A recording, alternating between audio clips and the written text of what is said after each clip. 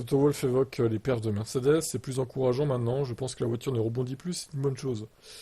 Oui, après 3 saisons de rebond, effectivement, oui, c'est une bonne chose.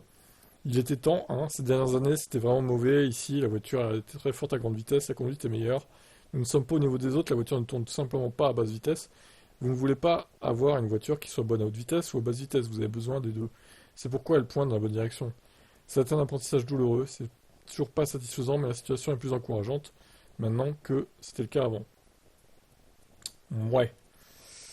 C'est vrai que Miami était pas trop mal, ils étaient en rythme de Pérez, ça va, mais en même temps, est-ce que c'est pas parce que Red Bull, encore une fois, grâce au sprint, n'avait pas bien réglé sa voiture et elle est capricieuse, hein, cette RB20 quand elle n'est pas réglée au poil quand même, un peu comme les autres, mais je doute que ça continue sur les courses où il y a 3 séances d'essai libre.